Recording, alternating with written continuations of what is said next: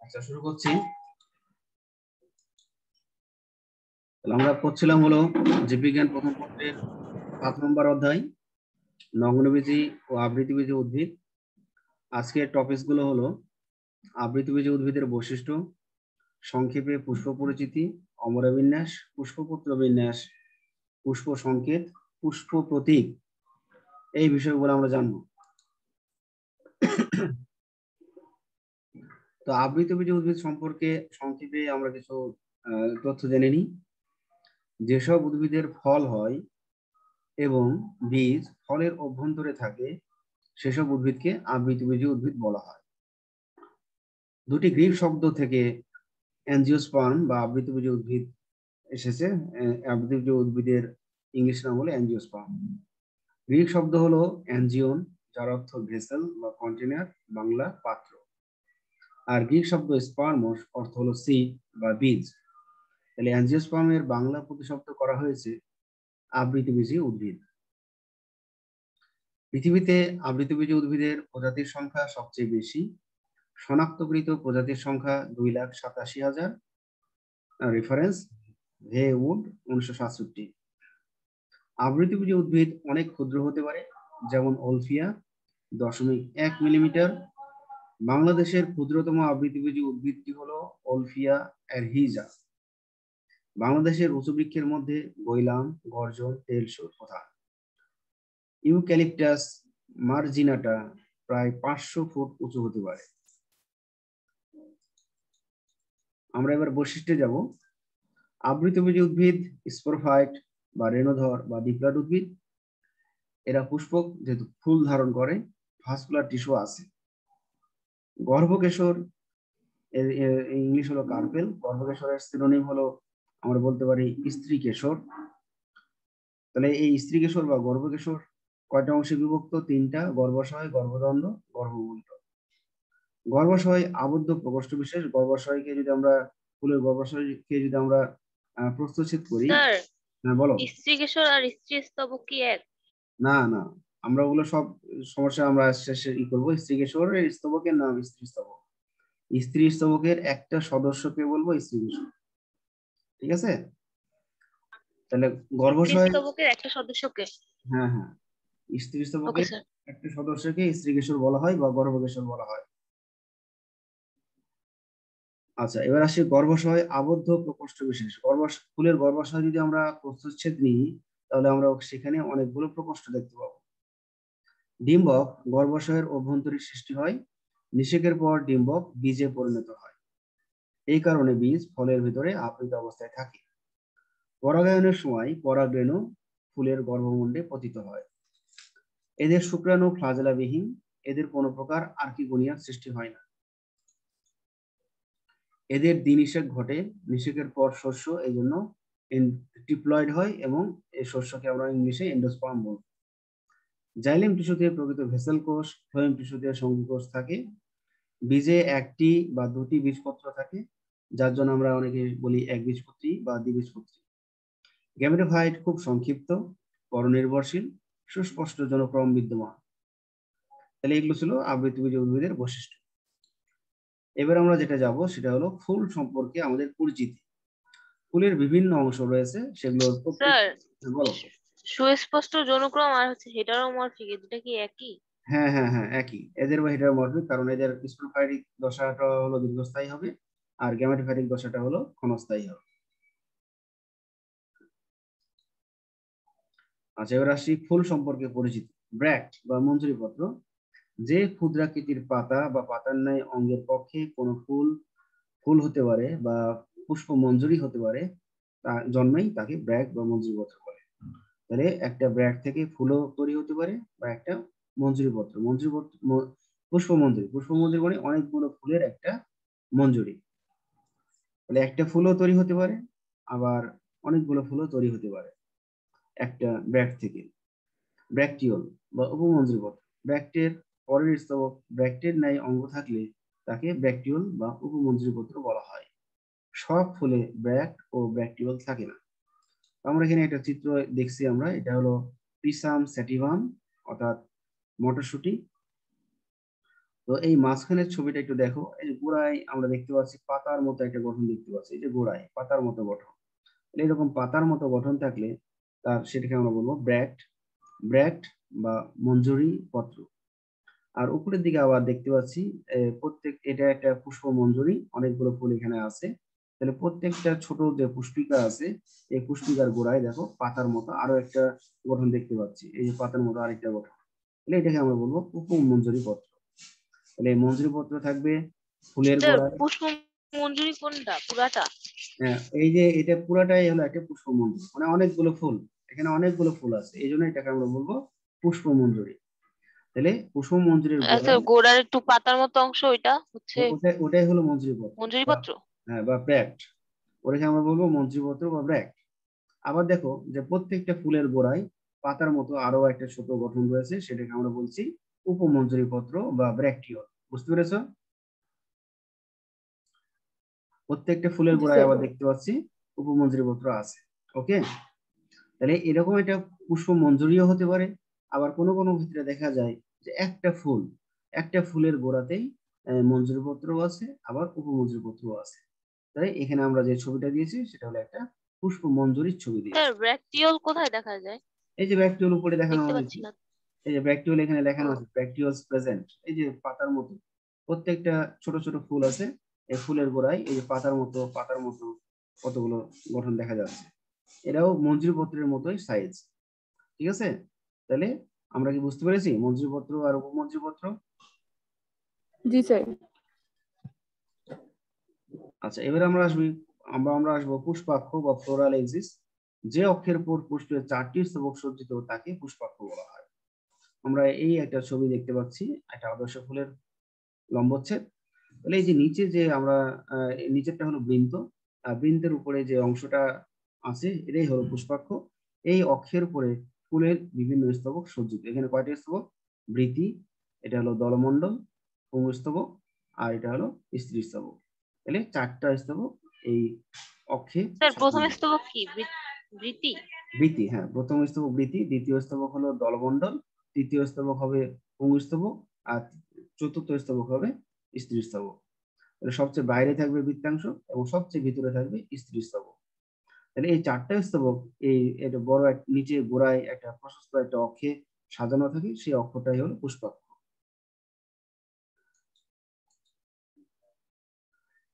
তাহলে একটা ফুলে সাধারণত 4টি স্তবক থাকে। আমি একটু আগে দেখলাম বৃতি, এটা সবচেয়ে বাইরে থাকবে, এবং বৃতির প্রত্যেকটা সদস্যকে আমরা বলবো বৃত্তাংশ। হ্যাঁ, একটা ফুলে হয়তো বৃত্তাংশ 5টা বা 6টা থাকতে পারে, বা আরো বেশিও থাকতে পারে, কমও থাকতে পারে। কোনো কোনো ফুলের বৃতির বাইরে বৃতির ন্যায় উপবৃতি নামক আরেকটি স্তবক থাকে। হ্যাঁ, তো এটাকে ফুলের মানে মেন স্তবকের মধ্যে একে ধরা হয় না। উপবৃতি সব ফুলে যেহেতু থাকে না, কোনো কোনো ফুলে থাকে, যেমন জবাতে আছে। দলমণ্ডল বৃতির ঠিক পরের ভিতরের দিকে এর অবস্থান। এর প্রতিটি সদস্যকে আমরা বলবো পাপড়ি বা পেটাল। পুংস্তবক দলমণ্ডলের ভেতরে অবস্থিত, ফুলের তৃতীয় স্তবক হলো পুংস্তবক, প্রতিটি সদস্যকে বলা হয় পুংকেশর। স্ত্রী স্তবক ফুলের সবচেয়ে ভেতরের স্তবক বা 4 নম্বর স্তবক হলো স্ত্রী স্তবক। এর প্রতিটি সদস্যকে স্ত্রীকেশর বা কার্পেল বলা হয়, বা আমরা গর্ভপত্র বলতে পারি। তাহলে আমরা আহ স্ত্রীকেশরের 3টা নাম জানলাম: স্ত্রীকেশর, গর্ভপত্র বা গর্ভকিশোর। বিভিন্ন নামে বইয়ে বিভিন্ন জায়গায় থাকবে, কাজে আমরা এটা মনে রাখবো, স্ত্রীকেশর, গর্ভপত্র আর গর্ভকিশোর একই জিনিস। তাহলে গর্ভপত্রের নিচ থেকে উপরের দিকে 3টি অংশ রয়েছে: গর্ভাশয়, গর্ভদণ্ড, গর্ভমুণ্ড। তাহলে আমরা আবার ছবিতে যাচ্ছি। এটা হলো নিচেরটা হলো স্ফীত অংশ গর্ভাশয়, উপরে দণ্ডের মতো অংশ গর্ভদণ্ড, আর শীর্ষে হলো গর্ভমুণ্ড। আর পুংস্তবকে সদস্যকে আমরা বলেছিলাম পুংকেশর। পুংকেশরের উপরের অংশটার নাম কি, কেউ বলতে পারবা? উপরের অংশটার নাম কি? পরাগধানী। হ্যাঁ, আর পরাগদণ্ড। নিচের অংশের নাম কি? পরাগদণ্ড। পুংদণ্ড। হ্যাঁ, তাহলে পুংদণ্ড বা পরাগদণ্ড। তাহলে পুংকেশরের 2টা অংশ থাকবে, পুংকেশরের 2টা অংশ থাকবে, আর স্ত্রীকেশরের থাকবে 3টা অংশ। 3টি অংশ। এবার আমরা আসছি আরেকটা অংশ, পুষ্পপুট বা পেরিয়ান্থ। কোনো কোনো ফুলে দেখা যায় যে ফুলের বৃতি এবং দলকে যখন বর্ণ ও আকৃতিতে পৃথক করা যায় না, অর্থাৎ তাদেরকে একই রকম দেখায়, তখন তাদের একত্রে পুষ্পপুট বলে। আর পুষ্পপুটের প্রতিটি সদস্যকে তখন টেপাল বলা হয়। তাহলে এই টেপাল বা পুষ্পপুট দেখা যায় পেঁয়াজের ফুলকায়। হ্যাঁ, পেঁয়াজের ফুলকা তোমরা নিশ্চয়ই দেখেছো। তো পেঁয়াজের ফুলকায় দেখবা যে নিচের অংশটা সবুজ থাকে, আর এখানে যদি আমরা দেখতে পাচ্ছি এটা লাল। আসলে আমরা যখন বাজার থেকে যে ফুলকাগুলো আনি সেগুলো দেখতে অনেকটা কেমন সাদা থাকে, মানে যখন ওই ফুল সহ ফুলকা থাকে তখন অগ্রভাগে কি থাকে, সাদা বা ঘিয়া বর্ণের অংশগুলো থাকে। তো সাদা বা ঘিয়া বর্ণের অংশগুলো হলো, ওগুলো হলো বৃত্তাংশ বা পাপড়ি বলে আমরা চিহ্নিত করি। আসলে সেগুলো বৃত্তাংশ বা পাপড়ি কোনোটাই নয়। হ্যাঁ, কখনো তাদেরকে দেখে কখনো আকারে বা কখনো বর্ণে তাদেরকে দেখাবে যে কখনো বৃত্তাংশের মতো দেখাবে বা কখনো পাপড়ির মতো দেখাবে। সেগুলো আসলে টেপাল বা পেরিয়ান্থ। তাহলে আমরা পেঁয়াজের ফুলকায় এরকম পেরিয়ান্থ দেখতে পাবো। পেরিয়ান্থ গুলো আসলে কি, পেরিয়ান্থ এখানে কয়টা থাকে, পেরিয়ান্থের টেপালের সংখ্যা থাকে হলো 6টা। তো এই টেপাল গুলো দেখতে অনেকটা বীতির মতো, আবার কখনো কখনো মনে হবে একটু পাপড়ির মতো। সেগুলো যদি আমরা হাত দিয়ে ভালো করে পর্যবেক্ষণ করি, তাহলে আমরা দেখবো যে আজকে হয়তো একে দেখে মনে হচ্ছে না এগুলো বিতি, যেহেতু সবুজ সবুজ দেখাচ্ছে। আবার 3-4 দিন পর দেখবো যে সেগুলো ঘিয়া বা সাদা বর্ণের হবে, তখন মনে হবে এগুলো পাপড়ি। হ্যাঁ, সেগুলো বর্ণেও হতে পারে বা আকারের দিক দিয়েও হতে পারে। তাহলে আমরা যেসব ফুলে, হ্যাঁ, আমরা দেখবো যে ফুলের বৃতি ও দল। স্যার, হুম। পেরিয়েন্স আর কি বললেন, এটার আরেকটা নাম কি? ও, পেরিয়ান্থের এক একটা সদস্যকে বলা হয় টেপা।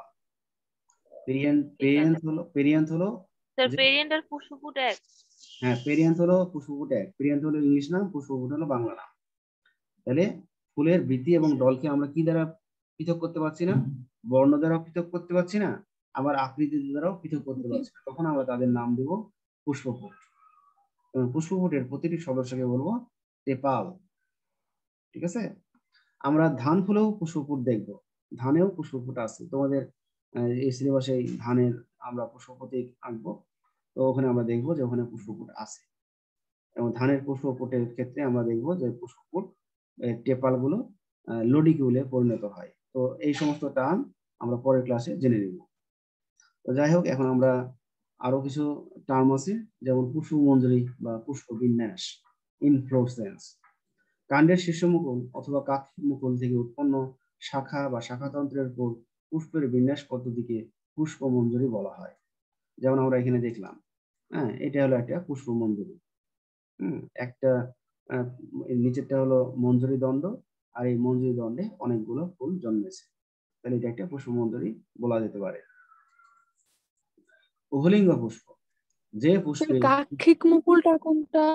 ও, কাক্ষিক মুকুল, আচ্ছা বলতেছি। কাক্ষিক মুকুল মানে হলো যে, মনে করো যে এটা হলো একটা উদ্ভিদের কাণ্ড, যে মাঝখানের গোড়াটা ধরে নাও একটা কাণ্ড। হ্যাঁ, কাণ্ডের এখান থেকে কি হয়েছে, এখান থেকে একটা শাখা বের হয়েছে নিচ থেকে, আবার একটু উপরে যে আরেকটা শাখা বের হয়েছে। তাহলে কাণ্ডের যে শাখা সেটাকে আমরা বলবো কক্ষ বা কাক্ষিক। আর কাণ্ডের শীর্ষভাগকে বলবো শীর্ষমুকুল। ওকে। তাহলে কাণ্ডের শীর্ষভাগকে বলা হয় শীর্ষমুকুল, আর কাণ্ডের শাখার যে যে যে যে কক্ষ থেকে কাণ্ডের শাখা বের হয় সেটাকে বলবো আমরা কাক্ষিক মুকুল। ওকে। জি স্যার। উভলিঙ্গ পুষ্প, যে পুষ্পে পুংস্তবক ও স্ত্রীস্তবক উভয় বিদ্যমান তাকে আমরা বলবো উভলিঙ্গ পুষ্প, যেমন জবা। একলিঙ্গ পুষ্প, যে ফুলে পুংস্তবক অথবা অথবা স্ত্রীস্তবকের মধ্যে যে কোনো একটি বিদ্যমান, যেমন লাউ। সম্পূর্ণ পুষ্প, যে পুষ্পে 4টি স্তবকই বিদ্যমান, যেমন জবা। অসম্পূর্ণ পুষ্প, যে পুষ্পে 4টি স্তবকের মধ্যে এক বা একাধিক স্তবক অনুপস্থিত, যেমন কুমড়া। যেমন কুমড়া আমরা জানি যে পুং ফুল আছে, স্ত্রী ফুল আছে, তাহলে পুং ফুলে স্ত্রী স্তবক নাই, স্ত্রী ফুলে পুং স্তবক নাই, তাহলে যে কোনো একটা স্তবক না থাকলে সেটা হলো অসম্পূর্ণ পুষ্প। কুমড়া, পেঁপে, এরা সব তাহলে তো এটা লাউও বলা যেতে পারে। হ্যাঁ, লাউ লাউ বলা যেতে কুমড়া। পারে। লাউ একলিঙ্গ যে পুষ্পগুলো আছে, লাউ, কুমড়া, তারপর তোমার হলো পেঁপে, হ্যাঁ, এগুলো সবই হলো অসম্পূর্ণ পুষ্প, যেহেতু স্যার, কাণ্ডের কাণ্ডের শীর্ষে আহ, কাণ্ডের কাণ্ডের শাখা যেটা বের হয় ওটা হচ্ছে কাক্ষিক হ্যাঁ হ্যাঁ হ্যাঁ হ্যাঁ কাক্ষিক মুকুল। হ্যাঁ হ্যাঁ, কাক্ষিক মুকুল। আর কাণ্ডের যে শীর্ষভাগ একবার টপে যেটা থাকবে সেটা হলো শীর্ষ মুকুল। ওকে। আর কাণ্ডের শাখা হচ্ছে কাক্ষিক মুকুল। হ্যাঁ, কাণ্ডের শাখাটাই হলো কাক্ষিক মুকুল, কারণ কাক্ষিক মুকুল থেকেই ওকে স্যার। কাণ্ডের শাখা বের হবে। এটা তো আমরা দেখলাম। তাহলে আমরা একটা ফুলের কয়টা স্তবক দেখতে পাচ্ছি? 5টা। চারটা। চারটা স্যার। চারটা।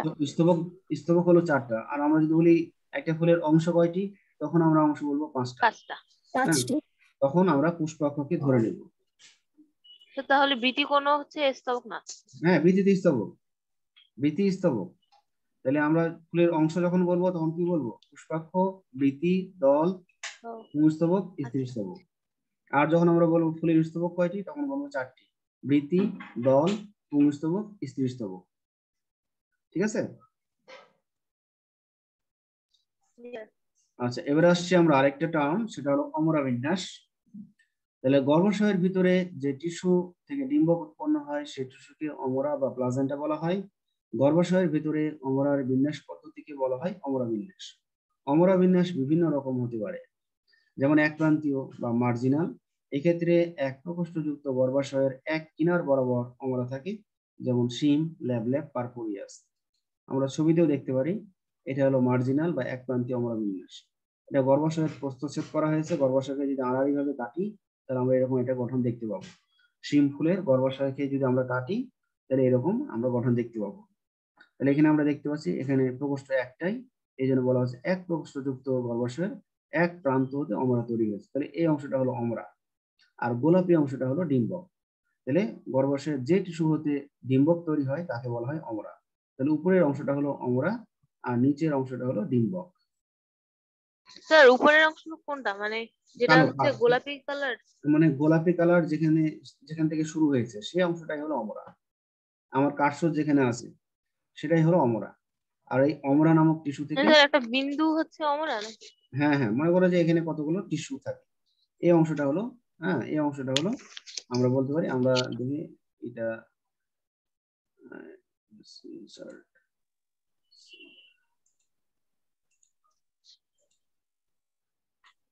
এখানে যদি আমরা বলি যে এই অংশটা হলো মনে করো অমরা। ঠিক আছে, দেখতে পাচ্ছ? জি স্যার, জি স্যার। হ্যাঁ, আর আর যদি আমরা বলি যে ডিম্বক কোনটা, তখন আমরা বলবো ডিম্বক এটা। ওকে, জি স্যার। আর স্যার তারপর নিচে স্যার? হ্যাঁ, তাহলে মার্জিনালটা সবাই বুঝতে পেরেছো? মার্জিনাল নাম তার নিচে? জি স্যার। ও এই নিচের অংশগুলো, জি স্যার। এগুলো এগুলো হলো যে গর্ভাশয়ের ভিতরে প্রকোষ্ঠের ফাঁকা অংশ, গর্ভাশয়ের ভিতরে প্রকোষ্ঠের ফাঁকা অংশ। আর আর তার নিচের এই যে অংশ, এগুলো হলো গর্ভাশয়ের অন্যান্য টিস্যু। এগুলো কিন্তু অমরা না। অমরা শুধু এখানকার যে টিস্যুটা, এটাকে আমরা অমরা বলবো। এখানকার যে টিস্যুটা, এটাই হলো অমরা, কারণ এখান থেকেই ডিম্বকটা তৈরি হয়েছে। ওকে, জি স্যার। আচ্ছা, এবার আসছি আমরা এক্সাইল বা অক্ষীয়। এই ক্ষেত্রে গর্ভাশয় একাধিক প্রকোষ্ঠে বিভক্ত থাকে এবং প্রতিটি কক্ষের মধ্য অক্ষে অমরা থাকে, যেমন জবা, হিবিস্কাস, রোজা, সাইনেনসিস। এবার জবাতে যাই, তাহলে আমরা জবাতে এখানে দেখতে পাচ্ছি, হ্যাঁ আমরা এখানে দেখতে পাচ্ছি এখানে কয়টা অক্ষ, এই কয়টা প্রকোষ্ঠ আছে? 5টা। তাহলে জবা ফুলের গর্ভাশয় যদি আমরা আড়াআড়িভাবে কাটি, তাহলে এরকম 5টা প্রকোষ্ঠ দেখতে পাবো। আর প্রতিটি প্রকোষ্ঠের যে অক্ষ, সেটা আমরা বলতে পারছি এই যে অংশটি যেখানে আমি অ্যারো চিহ্ন দিয়েছি, সেটা হলো প্রতিটি প্রকোষ্ঠের মধ্য অক্ষ। ঠিক আছে, তাহলে এই মধ্য অক্ষটা হলো অমরা। এখান থেকে কি কি তৈরি হয়েছে? এগুলো হলো ডিম্বক। গোলাপি স্যার অমরা কোনটা, এই যে মানে সবগুলি অক্ষ না না, যেটাকে ছেদ করছে ওটা? আমি যেটা এই যে দেখাচ্ছি, এই যে এগুলো হলো অমরা, এই যে এগুলো হলো অমরা, এই যে ফাঁকা হয়ে আছে না, হ্যাঁ ডিম্বকের নিচে আমরা দেখতে পাচ্ছি অমরা। হ্যাঁ, এবার দেখতে পাচ্ছ? স্যার ডিম্বক কোনটা? ডিম্বক হলো গোলাপি গুলো, ডিম্বক গুলো হলো গোলাপি গুলো। হ্যাঁ, তাহলে আমরা এখানে কয়টা প্রকোষ্ঠ দেখতে তারপরে? পাচ্ছি? কয়টা প্রকোষ্ঠ দেখতে পাচ্ছি? 5টা। 5টা। তাহলে 5টা প্রকোষ্ঠের ক্ষেত্রে যদি আমরা একটা প্রকোষ্ঠ চিন্তা করি, তাহলে একটা প্রকোষ্ঠের যে মধ্য অক্ষ, এই মধ্য অক্ষে অমরা আছে, আর এই অমরা থেকে ডিম্বক তৈরি হয়েছে। তাহলে প্রত্যেকটা, মানে স্যার একদম মাঝখানে তাহলে শুধু অমরাই আছে, মানে হ্যাঁ হ্যাঁ, গোলাকার অংশটা যেরকম মাঝখানে যে গোলাকার অংশটা আমরা দেখতে পাচ্ছি, এটা পুরাটাই অমরা। ঠিক আছে, অমরা? হ্যাঁ, কিন্তু এখানে অমরাটা কি হয়েছে যে প্রত্যেকটা প্রকোষ্ঠের যে অংশ আছে, সেই অংশ 5টা প্রকোষ্ঠের অংশই এখানে অমরা হিসেবে আছে। ওকে, আলাদা আলাদা। জি স্যার। এবার আমরা আসবো ফ্রি সেন্ট্রাল বা মুক্ত মধ্য। এক্ষেত্রে গর্ভাশয়ে একটা প্রকোষ্ঠ থাকবে এবং মধ্য অক্ষে অমরা থাকবে, যেমন নুনিয়া শাক, পট্টুলাকা অলেরেশিয়া। তাহলে আমরা এবার দেখতে পাচ্ছি ফ্রি সেন্ট্রাল। এই যে আমরা এখানে দেখতে পাচ্ছি, আমরা এক্সাইল আর ফ্রি সেন্ট্রালের মধ্যে একটু পার্থক্য দেখতে পাচ্ছি। এক্সাইলে ছিল 5টা প্রকোষ্ঠ, এই জন্য আলাদা আলাদা ছিল, কিন্তু এখানে কিন্তু যেহেতু এর প্রকোষ্ঠ একটাই, এই জন্য এর মুখ কেন্দ্রীয় যে অক্ষ সেটাই হলো পুরাটাই অমরা। আর এই কেন্দ্রীয় অক্ষটা পুরাটাই অমরা হওয়ার কারণে এর চারপাশে ডিম্বক দেখা যাচ্ছে। ঠিক আছে, তাহলে এরকম আমরা এক প্রকোষ্ঠযুক্ত গর্ভাশয়ের ক্ষেত্রে আমরা কেন্দ্রীয় বা মধ্য অক্ষ হতে আমরা সৃষ্টি দেখতে পাচ্ছি। এবার আমরা আসবো প্যারাইটাল বা বহুপ্রান্তীয়। এক্ষেত্রে গর্ভাশয় এক বা একাধিক প্রকোষ্ঠ হয় আর প্রতিটি দেয়ালে অমরা থাকে, যেমন লাউ, লেজেনারিয়া ভালগারিস। তাহলে এখানে দেখো, এটা হলো গর্ভাশয়ের আড়াআড়ি প্রস্থচ্ছেদ। তাহলে আমরা এখানে দেখতে পাচ্ছি 3টা প্রকোষ্ঠ, আর প্রকোষ্ঠের প্রান্ত বরাবর আমরা এখানে দেখতে পাচ্ছি অমরা। আমরা যদি এখানে দেখাই তাহলে এটা হলো সেই অমরা, আর এটা হলো ডিম্বক। তাহলে এখানে কয়টা প্রকোষ্ঠ আছে? 3টা, 3টা প্রান্ত। তাহলে 3টে প্রান্ত থেকে এরকম অমরা সৃষ্টি হয়েছে এবং অমরা থেকে ডিম্বক তৈরি হয়েছে। আমরা কিন্তু রোজায় ইফতারের সময় একটা সবজি খাই, সবাই খাই। তো এই সবজিটা গোল গোল করে কাটলে আমরা এই প্যারাইটাল অমরা বিন্যাসের একটু চিহ্ন দেখতে পাবো। সেই সবজিটার নাম কি? জি স্যার, শসা। ইয়েস, শসা। হ্যাঁ, তাহলে শসাও হলো শসা খাই না তো। হ্যাঁ, কি শসা খাও না? না স্যার।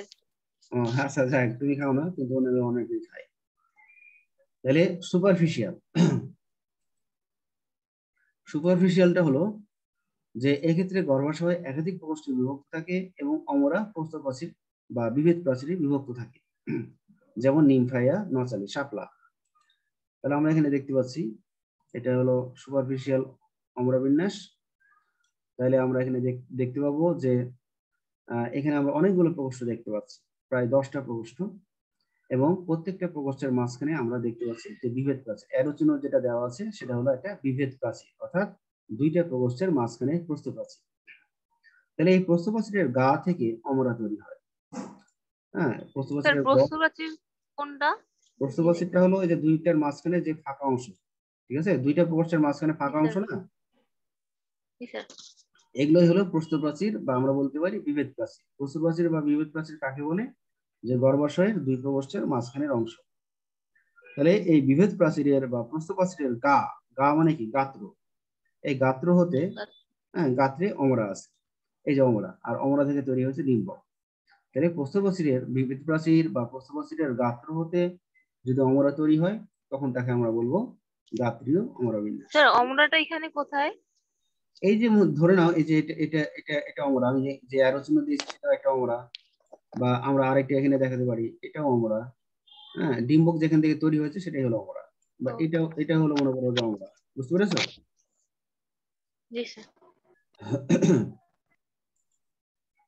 বেজাল বা মূলীয়, এক্ষেত্রে গর্ভাশয়ে একটা প্রকোষ্ঠ থাকবে এবং অমরা গর্ভাশয়ের গোড়ায় থাকে, যেমন ধান, অরাইজা, স্যাটিভা। আমরা এখানে দেখতে পাচ্ছি এটা হলো সেই বেজাল।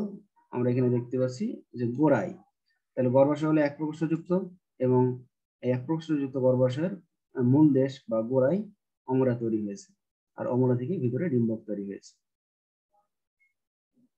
এবার আসবো আমরা অ্যাপিকাল বা শীর্ষক। এক্ষেত্রে গর্ভাশয় একাধিক প্রকোষ্ঠযুক্ত হয় এবং অমরা গর্ভাশয়ের শীর্ষে থাকে, যেমন করিয়ান্ড্রাম, স্যাটিভাম, ধনিয়া। আমরা এবার এটা দেখাচ্ছি। তাহলে এটা হলো সেই অমরা। এখানে প্রকোষ্ঠ আছে 2টা, আর এই 2 প্রকোষ্ঠযুক্ত গর্ভাশয়ের শীর্ষ দেশে অমরা আছে, আর এই অমরা থেকে এরকম ডিম্বক তৈরি হয়েছে। তাহলে আমরা এই জিনিসগুলো সব বুঝতে পারলাম। স্যার, সুপারফিশিয়াল একটু যাবেন? হ্যাঁ, সুপারফিশিয়াল আবার যাচ্ছি, বলো। স্যার, এখানে হচ্ছে ডিম্বক গুলো কোনগুলো? যেগুলো হচ্ছে লম্বা লম্বা, তাহলে ভিতরে গোল গোল গুলি কি তাহলে? না, ভিতরে ডিম্বক গুলো হলো এখানে ভিতরে যে গোলাপি গুলো আছে, এখানে যে গোলাপি কালার সেগুলো সবই ডিম্বক। ভিতরের গোলাপি কালার গুলো হলো ডিম্বক। আর স্যার, বড় যেটা মানে পাপড়ির মতো যেটা দেখা যাচ্ছে ওটা? ও, পাপড়ির মতো? হ্যাঁ, না, পাপড়ির মতো যেটা থাকে সেটা হলো একটা প্রকোষ্ঠ, সেটা হলো গর্ভাশয়ের একটা প্রকোষ্ঠ। সেই প্রকোষ্ঠের ভিতরে ডিম্বক আছে।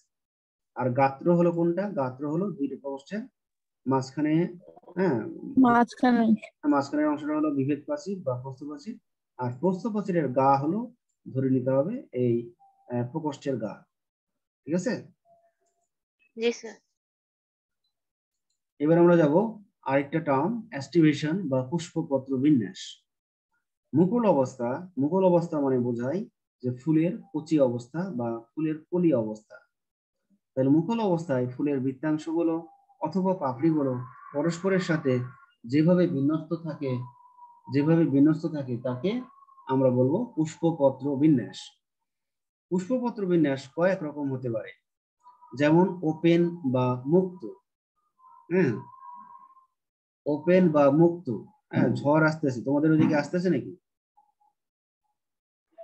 না স্যার, স্যার কলা বাগানে আসছে। আমাদের এদিকে দেখে, আমি মোহাম্মদপুরে থাকি তো, এদিকে দেখে অনেক বাইরে ঝড়ের আভাস পাওয়া যাচ্ছে। কালকে রাতে হয়েছিল। হ্যাঁ, কালকে রাত্রেও হয়েছিল। স্যার আমাদের এখানেও নাই। যাই হোক, কোনো কোনো এলাকায় হয়তো ঝড় হয়।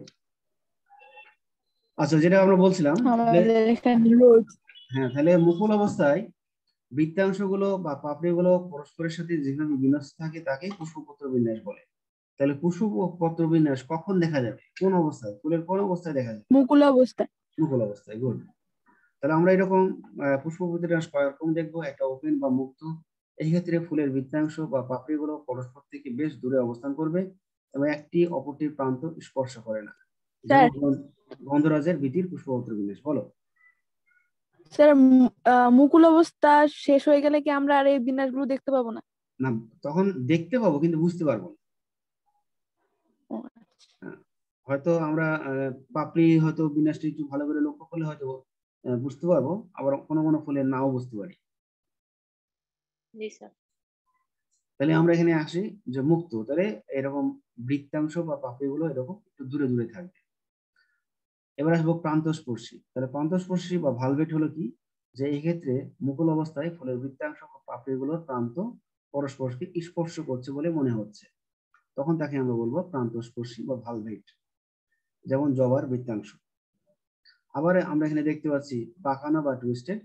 তাহলে আমরা ফুলের বৃত্তাংশ বা পাপড়িগুলোর একটা প্রান্ত যদি আবৃত থাকে আরেকটা প্রান্ত অনাবৃত, একটা প্রান্ত আবৃত আরেকটা প্রান্ত অনাবৃত, একটা প্রান্ত আবৃত আরেকটা প্রান্ত অনাবৃত, এরকম থাকলে তাকে আমরা বলবো পাকানো বা টুইস্টেড, যেমন জবা ফুলের দলমণ্ডলে এটা দেখা যায়।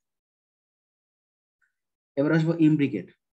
তাহলে যে পুষ্পপত্র বিন্যাসের একটা বৃত্তাংশ বা একটা পাপড়ি দুই প্রান্তই আবৃত, এখানে দেখো দুই প্রান্তই আবৃত, এবং আরেকটা বৃত্তাংশ বা পাপড়ি দুই প্রান্তই অনাবৃত, এবং বাকি সদস্যগুলোর এক প্রান্ত আবৃত আরেক প্রান্ত অনাবৃত, এরকম হলে তাকে আমরা বলবো ইমব্রিকেট। হ্যাঁ, এরকম হলে আমরা তাকে বলবো ইমব্রিকেট, যেমন ক্যাশিয়ার সফেরা বা কালকাসন্দ ফুলের পুষ্পপত্র বিন্যাস।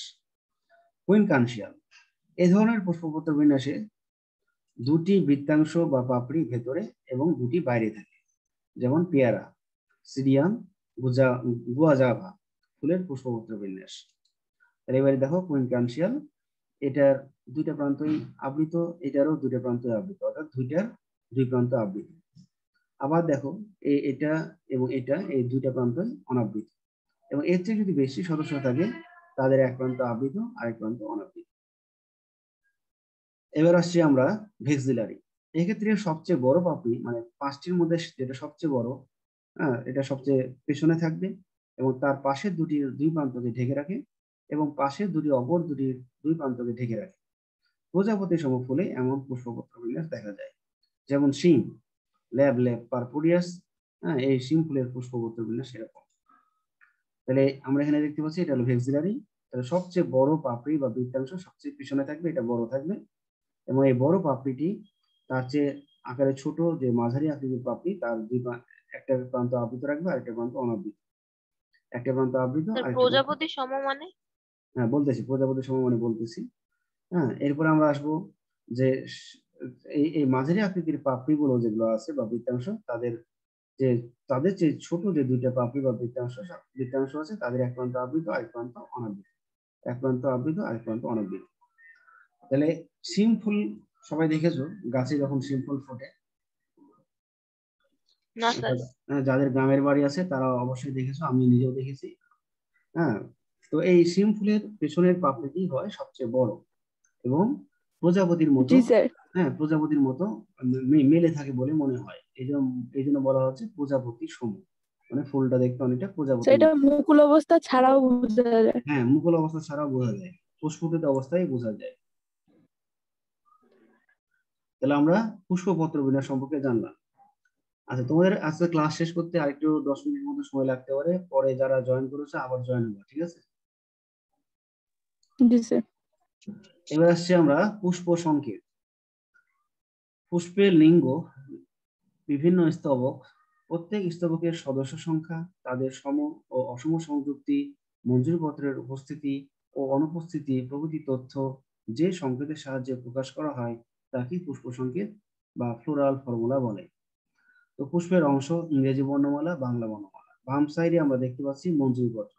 মঞ্জুরিপত্রকে ইংলিশে আমরা কি বলবো? BR ডট অর বি, সংক্ষেপে আমরা বলবো মপ। তাহলে মপ মানে আমরা কি বুঝবো? মঞ্জুরিপত্র আছে। উপমঞ্জুরিপত্রকে আমরা ইংলিশে BRL অর BRL ডট দিব অর বি দিব, বাংলায় উমপ ডট, মানে উপমঞ্জুরিপত্র আছে। উপবৃত্তি ইকে ডট অথবা উবলি ডট, মানে উপবৃত্তাংশ। বৃত্তি কে বা এখানে আমরা বি বৃত্তাংশ। দল সি দ। পুষ্পপুট পি পু। পুংস্তবক এ পুং। স্ত্রীস্তবক জি গ ইত্যাদি দ্বারা প্রকাশ করা হয়। এগুলোতে ডট দেব না কেন? হ্যাঁ, ডট শুধু উপরের কয়টাতে দিব, মপতে দিব, উমপতে দিব আর উবলি দিব। হ্যাঁ, মপ কিন্তু কোনো স্তবক না, উমপ কোনো স্তবক না, উবলিও কোনো স্তবক না। হ্যাঁ, তাহলে আমরা যেগুলো স্তবক না সেগুলোকে আমরা কিছু কিছু ডট স্যার, সম ও অসম সংযুক্তি কি? ওটা পরে আসছি, ওটা আমি পরে আসছি বলতেছি। এক প্রতিসম পুষ্পের জন্য সাংকেতিক চিহ্ন এরকম প্লাস দিয়ে নিচের অংশটা বড় করে দেব, বা এরকম পার্সেন্টেজ দেব। এখন এক প্রতিসম পুষ্প কাকে বলে? তাহলে আমরা শিম ফুল যদি দেখি, শিম ফুলের ক্ষেত্রে আমরা শিম ফুলের কেন্দ্রীয় অক্ষ বরাবর যদি আমরা লম্বচ্ছেদ করি তাহলে শিম ফুলকে একবারই সমান দুই ভাগে ভাগ করা যায়, ঠিক আছে? তাহলে শিম ফুলের ক্ষেত্রে আমরা এরকম যাবে স্যার? হ্যাঁ যাবে, একবারই সমান দুই অংশে ভাগ করা যাবে। যেহেতু শিম ফুলের ক্ষেত্রে পেছনের পাপড়িটি হলো সবচেয়ে বড় থাকে, বুঝতে পেরেছো? শিম ফুলের ক্ষেত্রে যেহেতু পিছনের পাপড়িটা হলো সবচেয়ে বড়, হ্যাঁ, এই জন্য শিম ফুলকে একবারই সমান দুই অংশে ভাগ করা যাবে। স্যার এটাই কি হচ্ছে এক প্রতিসম? হ্যাঁ, এক প্রতিসম। যে ফুলকে কেন্দ্রীয় অক্ষ বরাবর একবারই সমান দুই অংশে ভাগ করা যায় তাকে বলা হয় এক প্রতিসম ফুল। এবার আমরা আসবো বহু প্রতিসম ফুল। যে ফুলের কেন্দ্রীয় অক্ষ বরাবর, হ্যাঁ, বা মধ্য অক্ষ বরাবর একাধিকবার সমান দুই অংশে ভাগ করা যায় তাকে আমরা বলবো বহু প্রতিসম ফুল। যেমন জবা ফুল, ধুতুরা ফুল। হ্যাঁ, তাদের ক্ষেত্রে আমরা দেখবো বৃত্তাংশ 5টা, উপবৃত্তাংশ 5টা, পাপড়ি 5টা, পুংকেশর হয়তো 5টা বা একাধিক থাকতে পারে, স্ত্রীকেশর 5টা, এরকম থাকে। তো এই ক্ষেত্রে আমরা কেন্দ্রীয় অক্ষ বরাবর একাধিকবার সমান দুই অংশে ভাগ করতে পারবো। তো এই বহু প্রতিসম ফুলটাকে আমরা চিহ্নিত করব এরকম গোল, এবং গোলের মাঝখানে এরকম প্লাস দিয়ে চিহ্নিত করব। পুং পুষ্পের জন্য সাংকেতিক চিহ্ন আমরা এরকম গোল এবং উপরে একটা অ্যারো দিয়ে দেব। তো গ্রিকরা ধারণা করেন যে পুরুষরা আসলে যোদ্ধার সাথে তুলনা করেছেন পুরুষদেরকে, এই জন্য তীরটা হলো তলোয়ার আর নিচের গোলটা হলো ঢাল, ঠিক আছে? বীর যোদ্ধার জন্য এই প্রতীকটা ব্যবহার করা হয় বা এই সংকেতটা ব্যবহার করা হয়। স্ত্রী পুষ্পের জন্য মাথায় টুপি এরকম তো বোঝা যায়। হ্যাঁ, এটাও বোঝা যায়, কিন্তু আসলে এটা ঢাল, মানে গোল অংশটা হলো ঢাল আর উপরেরটা হলো তীর। তারা সবসময় তীর নিয়ে, গ্রিক যোদ্ধা যারা ছিল তারা সবসময় ঢাল এবং তীর, ধনুক, এরকম নিয়ে যায়, বা তলোয়ার থাকতো, এটা দ্বারা এটা বোঝায়। স্ত্রী পুষ্পের জন্য সাংকেতিক চিহ্ন এটা কার সাথে তুলনা করছে তোমরাই বলো দেখি? ছোট একটা আয়না। ছোট আয়নাগুলো যখন দেখবা, আমরা আগে যখন আইসক্রিম খেতাম, আইসক্রিম খাওয়ার পরে ভিতরে একটা লটারি থাকতো, এবং লটারি থাকলে অনেক সময় আমি নিজেও আয়না পেতাম, চিরুনি পেতাম, তারপর হলো আরো চকলেট এগুলো পেতাম। তো এটা হলো ছোট একটা আয়নার সাথে এটা সদৃশ্য। তাহলে গ্রিকরা কি মনে করতেন? এটা তাহলে নিচের মানে প্লাস চিহ্নটা কেন আসছে? তাহলে হ্যান্ডেল, আয়নার ধরার ও। জন্য। আয়না ধরার জন্য হ্যান্ডেল। ছোট অনেকের ব্যাগে দেখবা যা আছে, অনেক মেয়েদের ব্যাগেও এরকম ছোট আয়না পাওয়া যায়, যে এরকম ছোট হ্যান্ডেল যুক্ত আয়না। তো গ্রিকরা মেয়েদেরকে মনে করতেন যে তারা সৌন্দর্য বা রূপচর্চা করে, এই কারণে তাদেরকে এই আয়নার সাথে তুলনা করেছে। এখন অবশ্য মেয়েরা অনেক এগিয়ে গেছে বিভিন্ন দিক দিয়ে। হ্যাঁ, কথা। তো এটা গ্রিক পৌরাণিকের কথা আমি বললাম।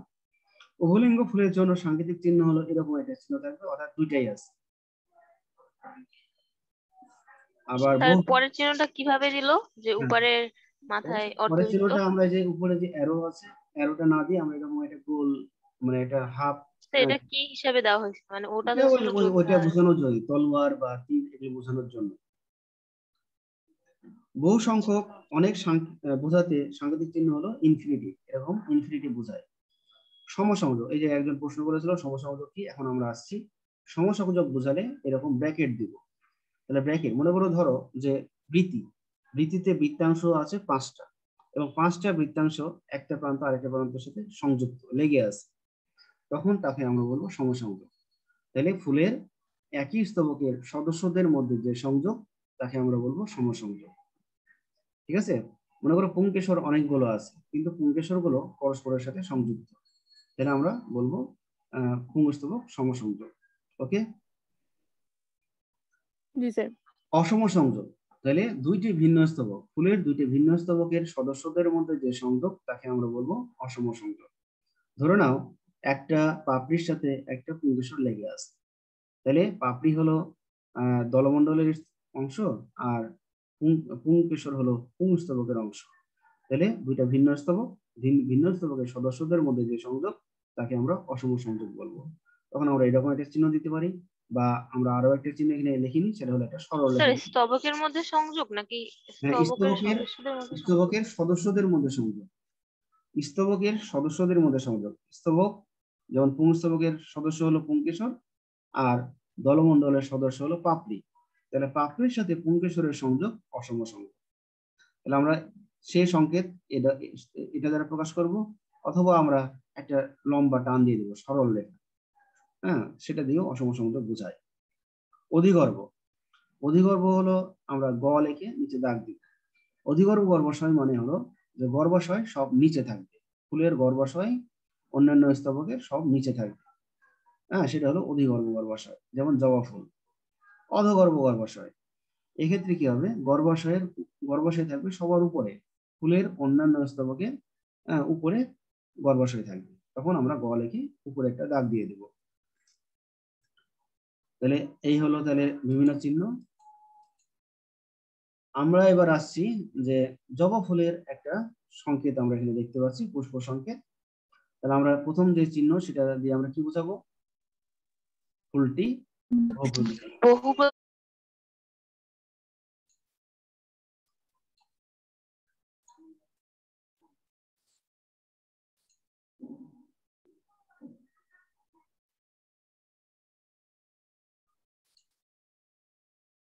আচ্ছা, এবার একটু খেয়াল করো সবাই।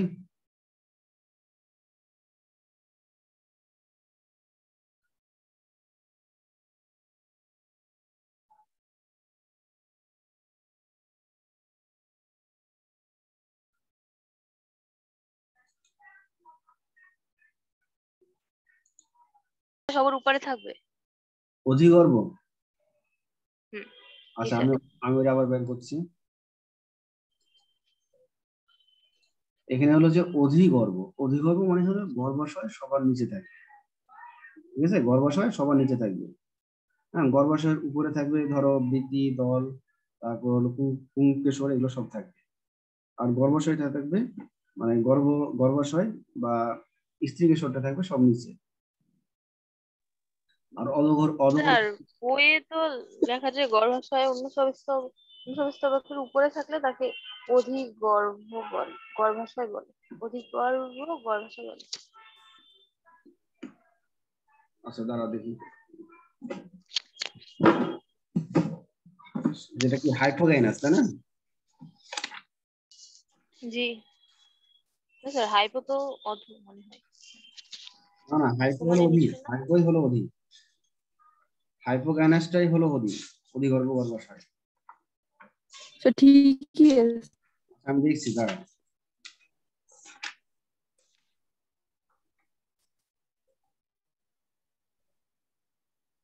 স্যার আপনি যেটা ও দিয়েছেন ওইটাই ঠিক আছে। আচ্ছা, এখানে আসছে হলো যে গর্ভপাত পুষ্প। হ্যাঁ, গর্ভপাত পুষ্প এটা হলো অধিগর্ভ গর্ভাশয়। ঠিক আছে, তাহলে যেটা আমরা বলছি গর্ভপাত পুষ্প, তাহলে এখানে আমরা বলছি যে এখানে এখানে আমরা গর্ভপাত পুষ্প কি আছে, যে গর্ভাশয় আছে সবার উপরে, আর গর্ভাশয়ের নিচে অন্যান্য ও আমারটাই তাহলে একটু উল্টা ছিল, আমি উল্টা বলেছি। হ্যাঁ, বইটি ঠিক আছে। হ্যাঁ, এখানে আছে গর্ভাশয় সবার উপরে। হ্যাঁ, গর্ভাশয়ের নিচ থেকে ফুলের অন্যান্য স্তবক সাজানো। বুঝতে পেরেছো? তাহলে আমি একটু উল্টা বলেছিলাম, থ্যাংক ইউ। তাহলে আমরা কি বলবো, যে গর্ভাশয়ের নিচ থেকে বা স্ত্রীকেশরের নিচ থেকে ফুলের অন্যান্য স্তবক সাজানো থাকে। ওকে, তখন আমরা এরকম দাগ দিব। আর আরেকটা হলো অধগর্ভ, হলো যে এখানে, হ্যালো, জি স্যার, আবার একটু জি স্যার। বলবেন এটা? আমি আবার বলছি যে গর্ভাশয়, হ্যাঁ গর্ভাশয় কি থাকবে, সবার উপরে থাকবে, আর গর্ভাশয়ের নিচ থেকে ফুলের অন্যান্য স্তবক সাজানো থাকবে। হ্যাঁ, এই জন্য গ, গ নিচে দাগ, মানে গর্ভাশয়ের নিচ থেকে ফুলের অন্যান্য স্তবক সাজানো। ঠিক আছে।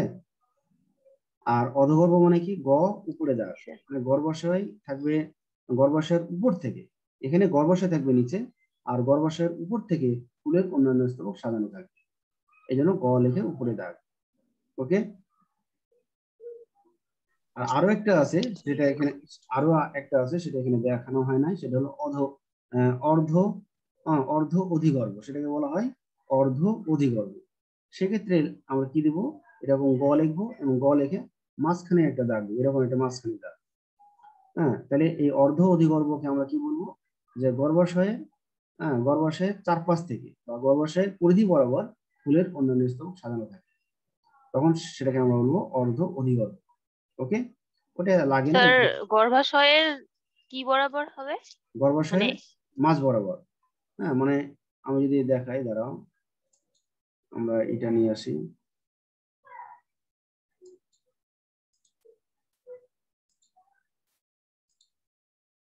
হ্যাঁ, মনে করো এখানে গয়ের নিচে দাগ দেওয়া নাই, গয়ের নিচে মনে করো দাগ দেওয়া নাই, তখন আমরা কি করব, এরকম এই গয়ের মাঝ বরাবর এরকম একটা ছোট দাগ দিয়ে দেবো, এরকম। তখন সেটাকে আমরা কি বলবো, অর্ধ অধিগর্ভ, তখন গয়ের নিচে দাগ হবে না। ওকে, জি অর্ধ স্যার। অর্ধ অধিগর্ভটা বুঝতে পেরেছো? তখন গ লিখে আমরা মাঝখানে একটা দাগ দিয়ে দেবো। এই দাগ দেওয়ার অর্থ হলো কি, যে গর্ভাশয়ের পরিধি বরাবর ফুলের অন্যান্য স্তবক সাজানো আছে, এই জন্য সেটাকে আমরা বলবো অর্ধ অধিগর্ভ। গর্ভাশয়ের মাঝ বরাবর নাকি পরিধি বরাবর? ওই তো গর্ভাশয়ের মাঝ বরাবর, মানে গর্ভাশয় যে গর্ভাশয় বা স্ত্রীকেশর যেটা আছে তার পরিধি বরাবর বা তার মাঝ বরাবর।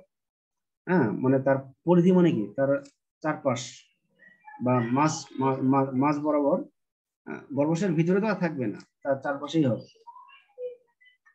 আচ্ছা, জবা ফুলের পুষ্প সংকেতে আমরা ছিলাম, তাহলে আমরা যে প্রথমে যে চিহ্নটা দেখতে পাচ্ছি, এই সাংকেতিক চিহ্নটা হলো, আমরা কি বলবো, এটা বহু প্রতিসম, বহু প্রতিসম। তারপরে সংকেত উভলিঙ্গ, উভলিঙ্গ, উভরি ডট মানে উপবৃত্তাংশ, উপবৃত্তি উপবৃত্তাংশ 5টা, 5টি, এবং ব্র্যাকেট নাই মানে কি, মুক্ত।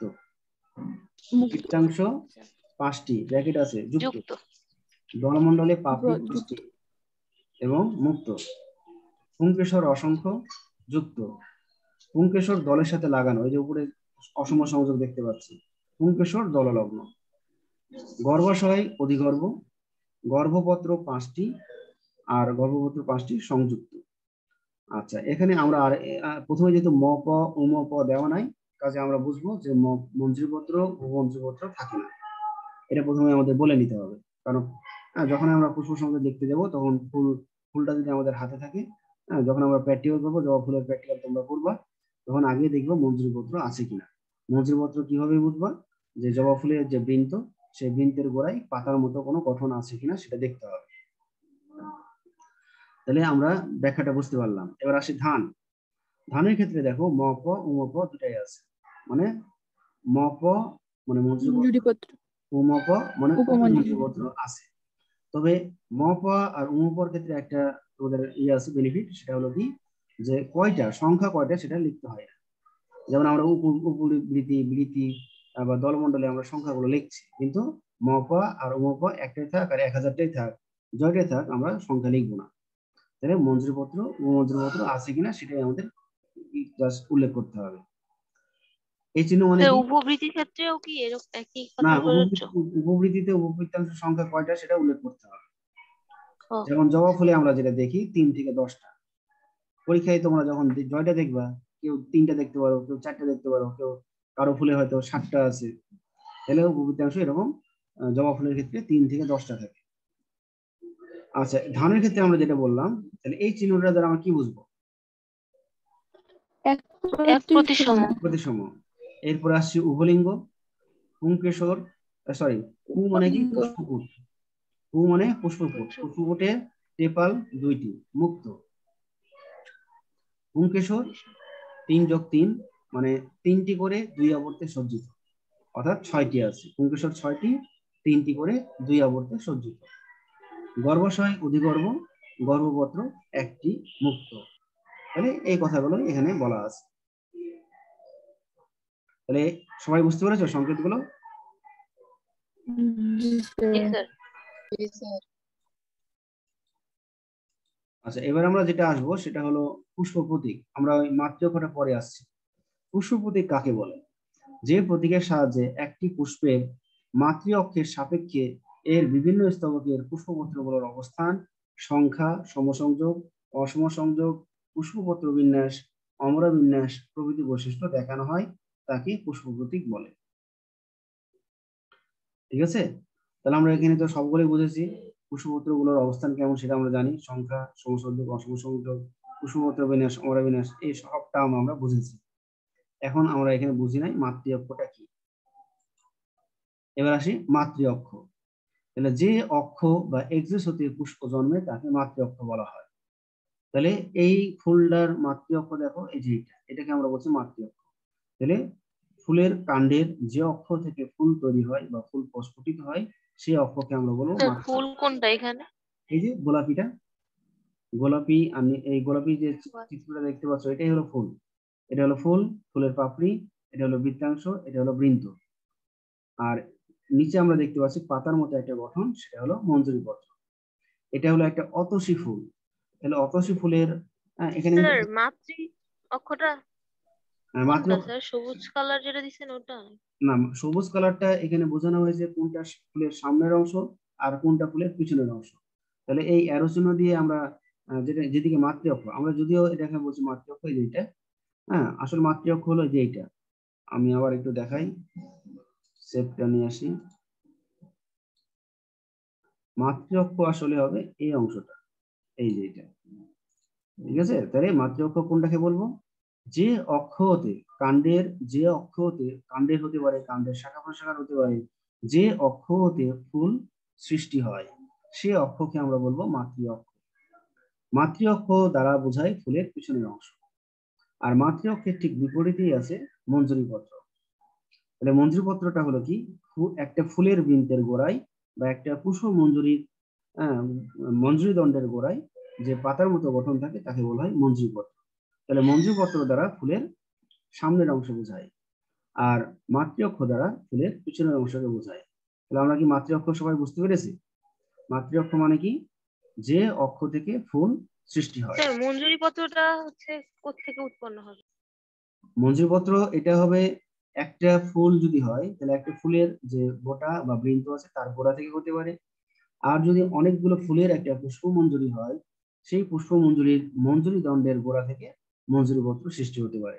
যেমন আমরা দেখলাম ওখানে মটরশুঁটি, মটর বা মটরশুঁটি, এই সমস্ত উদ্ভিদের ক্ষেত্রে একটা পুষ্প মঞ্জুরি থাকে। তখন আমরা দেখব যে পুষ্প মঞ্জুরির যে মঞ্জুরি দণ্ড আছে তার গোড়ায় এরকম পাতার মতো গঠন রয়েছে মঞ্জুরিপত্র। আর এখানে আমরা একটা ফুল দেখছি, এবং একটা ফুলও থাকলেও তার বৃন্তের গোড়ায় এরকম পাতার মতো গঠন থাকলে তাকে মঞ্জুরিপত্র বলবো। তাহলে মাতৃ অক্ষ কি আমরা এখন বুঝতে পারলাম?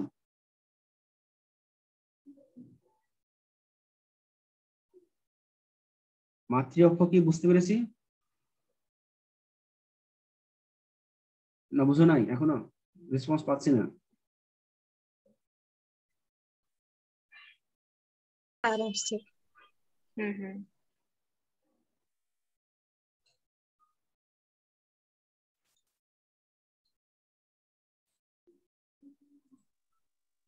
হ্যাঁ, এবার সবাই শুনতে পাচ্ছ? জি স্যার। আচ্ছা, তাহলে আমরা কি মাতৃ অক্ষ সবাই বুঝতে পেরেছি? জি স্যার। আচ্ছা, জি স্যার। এখন আমার একটা প্রশ্ন বলো যে প্রত্যেকটা ফুলের ক্ষেত্রে মাতৃ অক্ষ না মঞ্জুরি পত্র কোনটা থাকবে?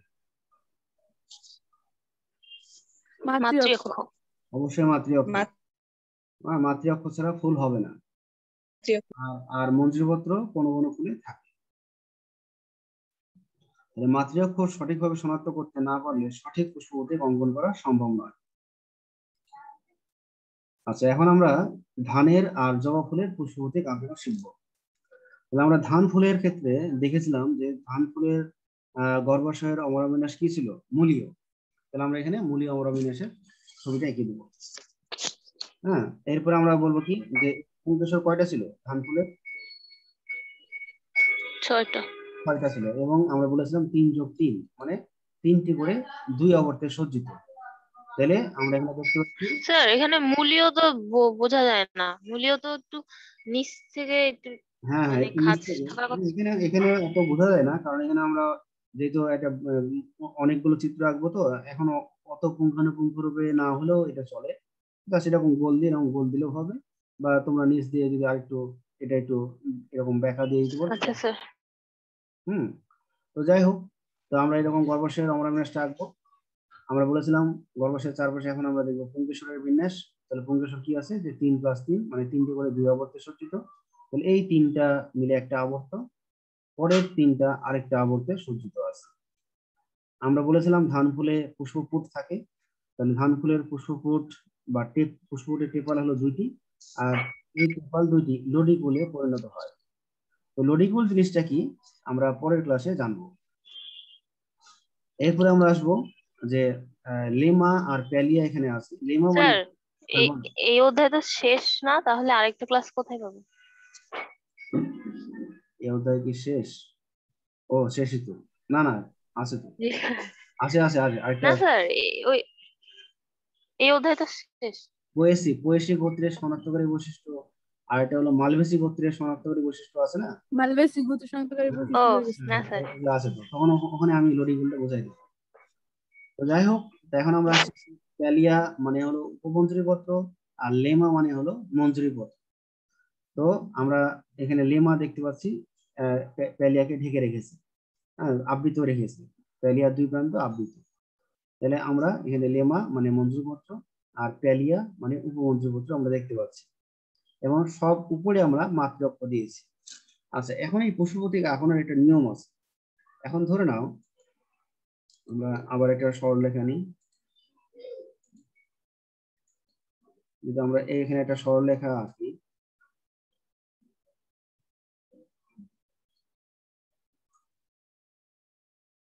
হ্যাঁ এই যে সরলরেখা একটা আমি আঁকিয়েছি। তাহলে এখন এই সরলরেখার মধ্যে দেখো যে আমরা আমাদের ছবিটা আঁকানো ঠিক হচ্ছে কিনা সেটা জানার একটা এটা বলতে পারো একটা কৌশল। তাহলে আমরা ছবিটা আঁকার পর মাতৃ অক্ষ বরাবর একটা পেন্সিল দিয়ে হালকা করে একটা লম্বা সরলরেখা আঁকবো। এবং সরলরেখা আঁকানোর উদ্দেশ্য হলো যে মাতৃ অক্ষের সাথে প্রত্যেকটা সদস্য, সেটা মঞ্জুরিপত্র হোক, উপমঞ্জুরিপত্র হোক, পুংকেশর হোক, গর্ভাশয় হোক, পুষ্পপুট, স্যার এক প্রতিসম। হ্যাঁ হ্যাঁ পুষ্পপুট হোক, না ওটা পরে আসছি, পুষ্পপুট হোক বা বৃত্তাংশ উপবৃত্তাংশ যেটাই হোক, তাদের মাঝখান দিয়ে যেতে হবে, অথবা দুইটার মাঝখান দিয়ে যেতে হবে। হয়তো একটা একটা যদি এখানে যেমন দেখো প্যালিয়া, প্যালিয়া মানে কি উপমন্ত্রীপত্র, তাহলে উপমন্ত্রীপত্র মাঝখান দিয়ে গেছে। এখানে পুংকেশরের মাঝখান দিয়ে এসেছে। আবার গর্ভাশয় এখানেও মাঝখান দিয়ে আছে, পুংকেশর এখানেও মাঝখান দিয়ে আছে। কিন্তু পুষ্পপুটের যে টেপাল, এই দুইটা টেপালের মধ্যভাগ দিয়ে এই সরলরেখাটা অতিক্রম করেছে। আর নিচে আছে লেমা মঞ্জুরিপত্র, এর মাঝখান দিয়ে গেছে। কাজে আমাদের ছবিটা আঁকানো ঠিক। ঠিক আছে? এবার আমি এই জি সরলরেখা স্যার। এখানে নিয়ে আসবো, এটাকে সোজা করি। এবার আমাদের এটা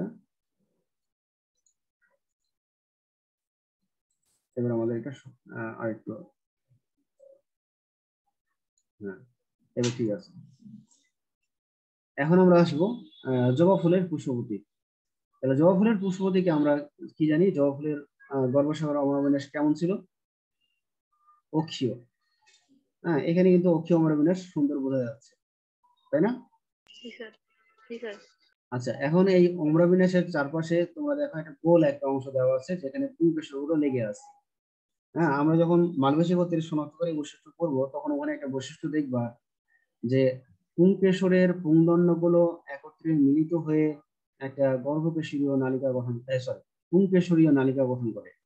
তাহলে পুংকেশর থাকে অসংখ্য, একগুচ্ছ, এবং পুংকেশরের পুংদণ্ডগুলো একত্রে মিলিত হয়ে একটি পুংকেশরীয় নালিকা গঠন করে। তাহলে আমরা এখানে দেখতে পাচ্ছি গর্ভাশয়ের অমরবিন্যাসের চারপাশে সেই গোল গোল পুংকেশরীয় নালিকা, আর এই নালিকার সাথে সংযুক্ত আছে পুংকেশরের পুংদণ্ড। আবার এখানে আমরা দেখতে পাচ্ছি যে দলমণ্ডলের পাপড়ি। তাহলে দলমণ্ডলের পাপড়ির পুষ্পপত্র বিন্যাস কেমন ছিল? টুইস্টেড, অর্থাৎ এক প্রান্ত আবৃত আরেক প্রান্ত অনাবৃত, এক প্রান্ত আবৃত আরেক প্রান্ত অনাবৃত, টুইস্টেড। আর এই পাপড়িগুলো কার সাথে লাগানো? পুংকেশরীয় নালিকার সাথে সংযুক্ত, যেটা একটা লম্বা রেখা দ্বারা সংযুক্ত করে দিয়েছে। এটা এই কথার অর্থ হলো পুংকেশর দললগ্ন, দলের সাথে লাগানো। এরপরে আমরা দেখতে পাচ্ছি বৃত্তাংশ। হ্যাঁ, আমরা পাপড়ির চারপাশে 5টা বৃত্তাংশ দেখতে পাচ্ছি, এবং 5টা বৃত্তাংশের পুষ্পপত্র বিন্যাস হলো ভালভেট বা প্রান্তস্পর্শী, আর মাঝখানে একটা জয়েন্ট দিয়েছি, মানে 5টা বৃত্তাংশ আছে ঠিকই, কিন্তু পরস্পর যুক্ত, এই চিহ্ন দ্বারা যুক্ত বোঝানো হয়েছে। স্যার, বলো। স্যার 12টা ক্লাস আছে স্যার। ও আচ্ছা, এই আমার শেষ প্রায়। এরপরে আমরা দেখতে পাচ্ছি উপবৃত্তাংশ আছে কয়টা? উপবৃত্তাংশ আছে 5টা। হ্যাঁ, এবং উপবৃত্তাংশ এখানে আমরা দিয়ে দিয়েছি। তাহলে আমরা এখানে সরলরেখা যদি আঁকি, তাহলে এখানে দেখো মাতৃ অক্ষের সাথে, হ্যাঁ এটা একটু দিক সত্য, হ্যাঁ হয়তো ছবিতে অত হয়নি, আর একটু সত্য এই অংশটা, বা মাতৃ অক্ষটা যদি আমরা আর দিকে সরে দিতাম তাহলে ঠিক হতো। তাহলে এটা দুইটার মাঝখান দিয়ে গেছে, পুংকেশরের মাঝখান দিয়ে গেছে, গর্ভাশয়ের মাঝখান দিয়ে গেছে, পাপড়ির মাঝখান দিয়ে গেছে, আবার বৃত্তাংশ দুইটার মধ্যভাগ দিয়ে গেছে, উপবৃত্তির বৃত্তাংশ মাঝখান দিয়ে গেছে। তো সবাইকে পুনরায় জয়েন হওয়ার জন্য ধন্যবাদ। আর আজকে ঈদের আগে শেষ ক্লাস, সবাই ভালো থাকো আর নিরাপদে থাকো। হ্যাঁ, খোদা হাফেজ। আসসালামু স্যার। আলাইকুম স্যার। হ্যাঁ বলো।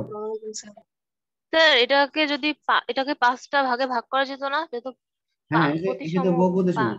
হ্যাঁ, এটা বহুপদী সময়। বহুপদী হ্যাঁ, সময়। আমরা যখন জি স্যার, জবা ফুলটা বুঝেছি। দেখি, হ্যাঁ,